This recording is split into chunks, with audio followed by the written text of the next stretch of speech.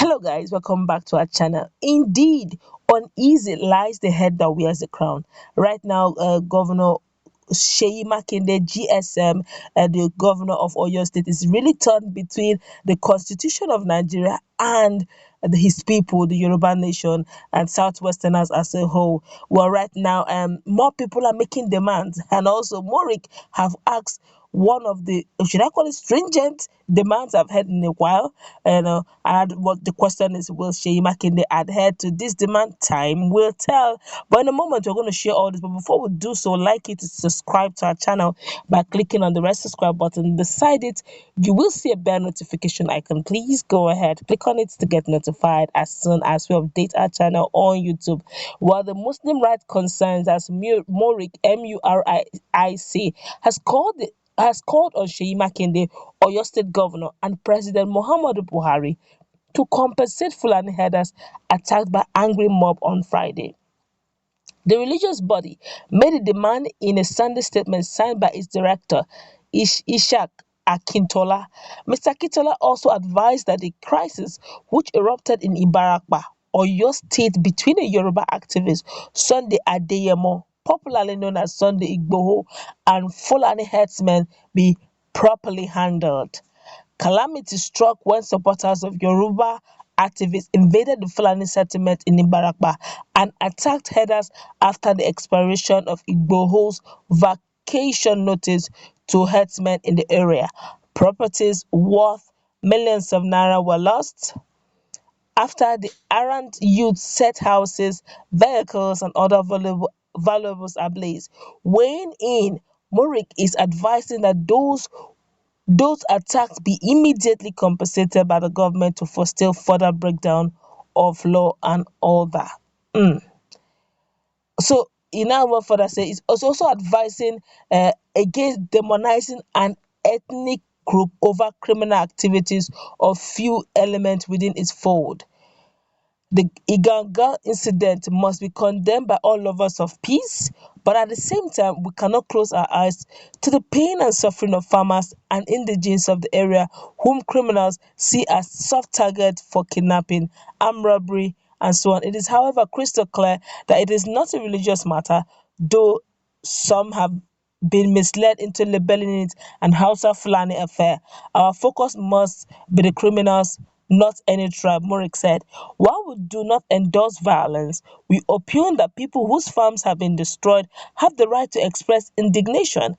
In the same manner, those whose relatives or friends have fallen victims to criminal activities like kidnapping and armed robbery are justified to speak up. Good. The only difference here is that no single tribe should be held responsible for all the crimes. This is because criminals are born in all faiths and tribes everywhere in the world, not only in Nigeria. We should therefore address crime and criminals. We should target kidnappers and armed robbers, not any particular ethnicity. Those who make the mistake of profiling people of certain tribes will end up hurting distant elements within that tribe, and this is against the law of natural justice. With particular reference to Oyo and Ondo State incident and quit notices, Muric reminds people of the Southwest that the crisis cuts across ethnicities. The same herdsmen are involved in several states: Benue, Kaduna, Adama, Taraba, Enugu, Onitsha, Port Harcourt are facing the same problem of herdsmen versus farmers. In essence, the phenomenon is general and not targeted at Yoruba per se. Almost all northern states face the herdsmen versus farmers conflict, banditry, kidnapping. People of the southwest must consider the fate of thousands of their kinsmen from Ogbomosho, Ofa, Iwo, Ibadan, and so on, who have resided in the north for more than 100 years before insisting on a general expulsion of northerners. Truth is bitter, but the earlier we say it, the better. Herdsmen have no right to destroy crops. This is where people have genuine grievances against herdsmen. But indigenes should not label all herdsmen as kidnappers because there are law-abiding citizens amongst them. Yet the most disturbing thing is that many of the criminals are foreigners. Our suggestion is that it is these criminals and foreigners that the security agencies, including Amotekun, should go after.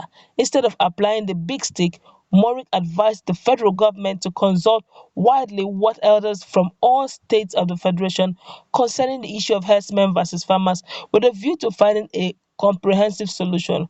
Federal government should also seek advice from other African countries where the same crisis has been on the front burner at one time or the other, since this conflict is not restricted to Nigeria alone. It is national, continental, and universal in dimension. To dose tension immediately, both federal government and the Oyo State government should undertake to speedily and adequately compensate victims of the latest conflict in Igangan, Oyo State. Federal government in particular should take greater responsibility because it is it's the nationwide lacuna in security matters that has been responsible for the breakdown in law and order. Instead of issuing threats and counter threats, we appeal to the various ethnicities in the country to understand the nature of the conflict. Herders and farmers crisis is not a Nigerian problem alone. It is universal. No, sir, it is not universal. Because when you say it is universal, in United States, have you ever heard in United States or in Canada that that herders and farmers are clashing? In United States, you don't hear such. In fact, it's not even a news. Nobody hears such in United States. Nobody hears such in Germany. Nobody hears such in Senate claims. It could be in Africa, but definitely not. You could call it continental, but definitely not on a global scale. But let's continue anyway. He said, he now went further. He said, Nigeria needs to seek an enduring panacea to its own peculiar problems. Instead of aggravating the conflict, we must learn from the war in Rwanda, Liberia, Sierra Leone, Sudan, and so on, and the attendant humanitarian disasters. This is still avoidable in Nigeria, it added. Well, to a great extent, Muric is making sense. But I want to say this: if you say compensate, I'm not against. Well, he has made his own point. But if you're saying compensate them for all the losses they've had, their houses and all that. Okay, but we also need to compensate the victims of those. Okay, because thank God, got so kind, I'm so grateful that this Seriki of Fulani in Oyo State, he didn't lose any member of his family. To God be the glory. His wife, his son, and his daughter-in-law were all safe and sound. Thank God for that. But what about those who were kidnapped? The victims of the victims of the kidnapped victims, those who have died, those who lost their life in order of kidnap. That's what Akeredolu, Governor Timi Akeredolu is saying.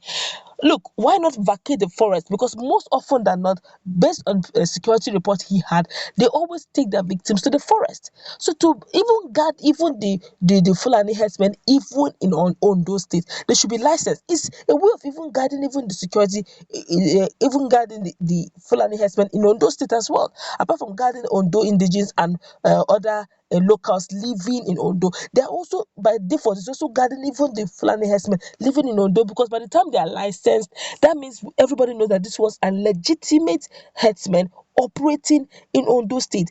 If they're still saying the same thing, maybe we are just not understanding it. If you're saying we should compensate, everybody's rising up now because it happened in Igongo, it happened in Ibarapa. The farmers have been crying and screaming that these guys have been killing them, maiming them. They would say they'll call it herders farmers clash. But as soon as Sunday Igboho had done this, everybody shouting it's wrong, it's not right, it's in one constitution. Everybody screaming it's unconstitutional. This, but does Sunday Igboho have to take that bold step of doing that thing before everybody realize that that thing that Fulani herdsmen have been doing, quote and unquote, in the forest, destroying people's farm, that it was not right? All of a sudden, they don't realize that people have grievances. They have the right to cry that their farms have been destroyed, that people have been kidnapping. Yes, now Muric have accepted that these guys who do this kidnapping are foreigners.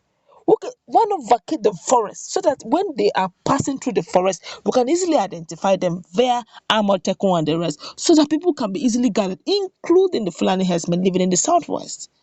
But we are taking this thing in a different dimension. If you see it from the same angle that Rotimi Akeredolu is looking at, that's His Excellency Governor Rotimi Akeredolu is also coming from, we all understand it's actually meaning well for everybody, even including the Fulani herdsmen. Except, of course, there are other sinister moves that we do not understand. But let's we're going to wrap it up.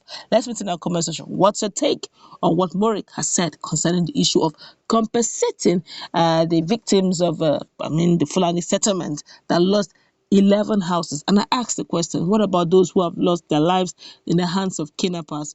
What will be their fate, since they